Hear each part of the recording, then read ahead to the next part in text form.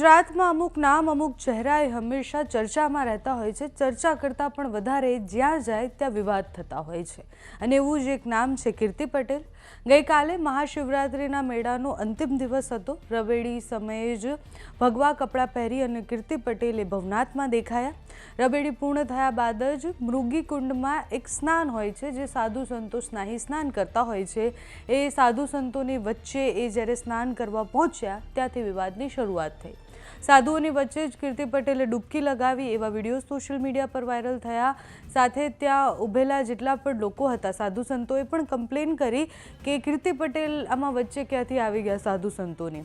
તંત્રનું ધ્યાન પડતા તાત્કાલિક ત્યાંથી એને કાઢી મૂકવામાં આવ્યા અને પોલીસ સાથેની એ બબાલના વિડીયોઝ પણ સામે આવ્યા જેમાં કીર્તિ પટેલ એમ કહે છે કે હું કોઈ આરોપી નથી, મારાથી દૂર થઈ જાઉં, જ્યારે મહિલા પોલીસ એમને લેવા માટે આવે છે।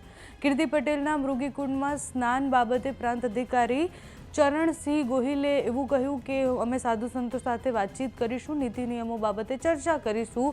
જો કોઈ ગેરકાયદેસર કૃત્ય અથવા ધાર્મિક લાગણી દુભાઈ હશે તો જરૂરથી કાર્યવાહી કરીશું। તો ત્યાંથી આવેલા એ વિડીયોઝ પર નજર કરો। એસડીએમ અને સાધુ સંતોએ શું પ્રતિક્રિયા આપી આ ઘટના પછી તે જોઈએ।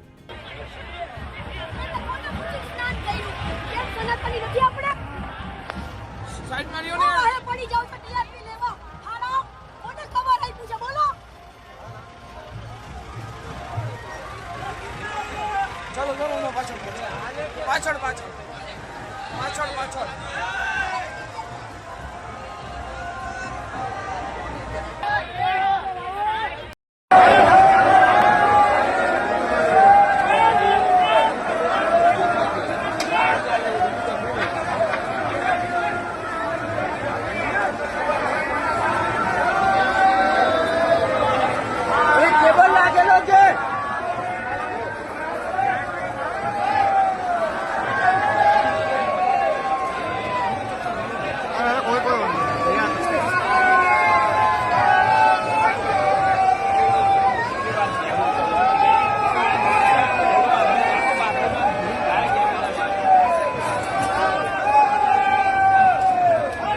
गार्डन है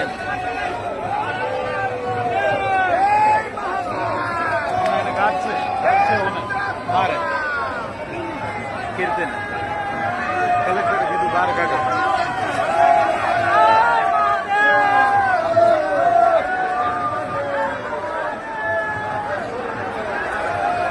એવું છે કે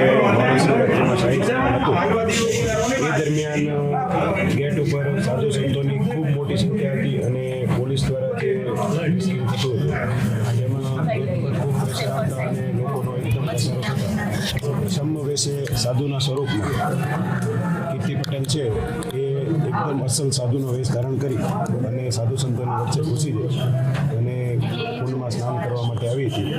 આ બાબતે સાધુ સંતોએ તંત્રનું ધ્યાન દોરતા તાત્કાલિક ધોરણે પોલીસ દ્વારા એને દૂર કરવામાં આવેલી હતી કે સાધુ સંતો છે એમને નીતિ નિયમો બાબતે ચર્ચા કરવામાં આવશે અને જો આ બાબતમાં કોઈ પણ ગેરકાયદેસર કૃત્ય બનતું હશે અથવા તો કોઈ ધાર્મિક લાગણી દુભાવવાની બાબત પણ હશે તો આ બાબતે ચોક્કસથી કાર્યવાહી કરવામાં આવશે। સાધુને ભેષમાં અમુક લોકોએ સાધુના કપડાં પહેરીને મૃગી કુંડમાં સ્નાન કરીને મૃગી કુંડને ગંદુ કરવા માટેના કોશિશ કરે છે ત્યારે બહુ દુઃખ થાય છે। પણ હું તંત્રને સાધુવાદ આપીશ કે આ વખતે સાધુ સંતોને ભેષમાં જે અમુક લોકોએ આવ્યા હતા તંત્રે એને પકડીને બહાર કાઢ્યા છે અને જ્યારે મહાશિવરાત્રિના પર્વ હોય અને એ મહાશિવરાત્રિને પર્વની અંદર જે પણ શ્રદ્ધાળુઓ આવ્યા હોય જે પણ ભક્તો આવ્યા હોય બધાની મનોકામના પૂર્ણ થાય